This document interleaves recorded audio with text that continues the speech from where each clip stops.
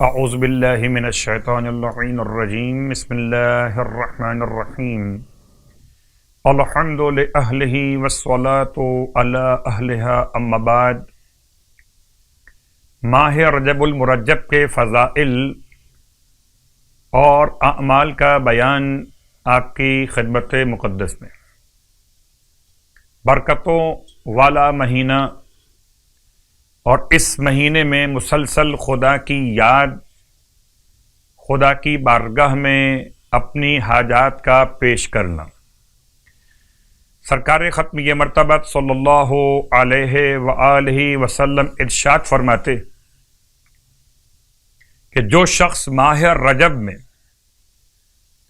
100 مرتبہ کہے استغفر اللہ الذی لا الہ الا هو وحدہ لا شریک لہ واتوب الیہ،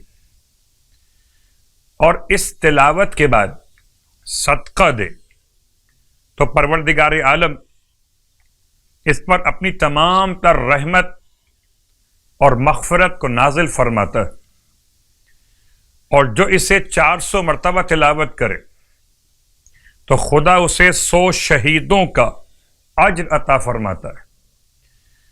یہ رجب کے اعمال مشترکہ کے اعتبار سے پیغام آپ کی خدمت مقدس میں، اور اب آج کی رات کی اہمیت اور آج کی رات کی نماز۔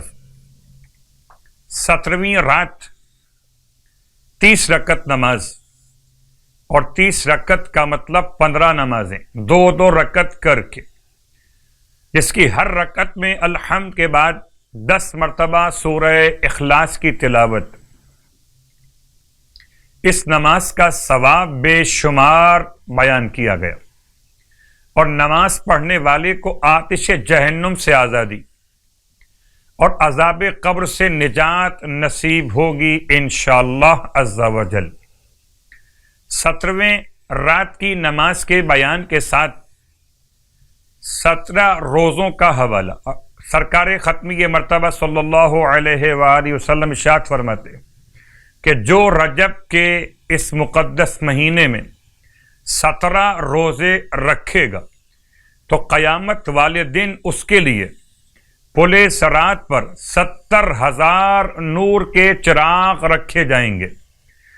70,000 نور کے چراغ، یہاں تک کہ وہ ان چراغوں کی روشنی میں پل صراط سے گزرتا ہوا جنت میں داخل ہو جائے گا، اور فرشتے مرحبا اور سلام کے ورد کے ساتھ اس کا استقبال کریں گے، خوشا نصیب عمل کرنے والوں کے لیے۔